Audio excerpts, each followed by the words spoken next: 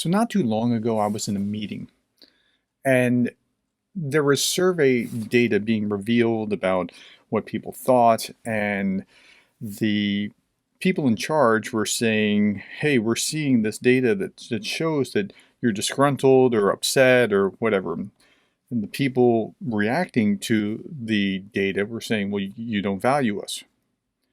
Well, but we do value you, was the response. No, clearly we value you. We think you're doing a great job. We value you.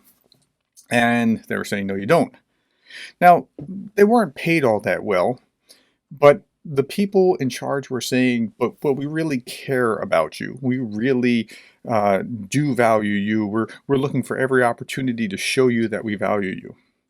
But it came down to the hygiene factors, like Hertzberg talked about motivators and hygiene factors. And motivators are things that will make you go further, but if hygiene factors aren't resolved, if you can't stand your boss, or if you're being shot at work, or you can't afford to eat, then you're never going to get to those higher levels because these hygiene factors are in the way.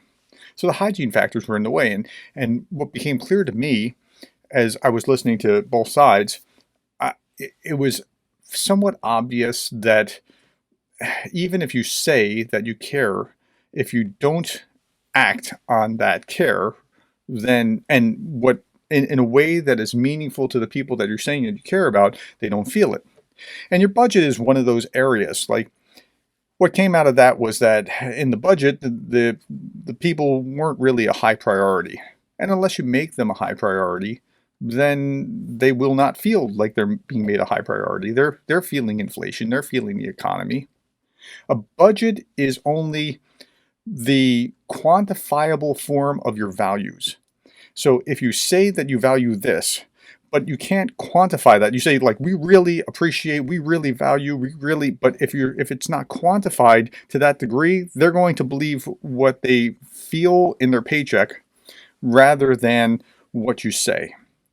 Now, I know that there's a lot of business literature talking about how it doesn't need to cost a lot to value your people, but it does need to cost enough that they actually feel it. And then beyond that, you can get to the motivating factors, like having a party and having events where you publicly recognize things. But if you do those things without the hygiene factors being dealt with, if you try to do just the motivators without the hygiene factors, it'll fall flat.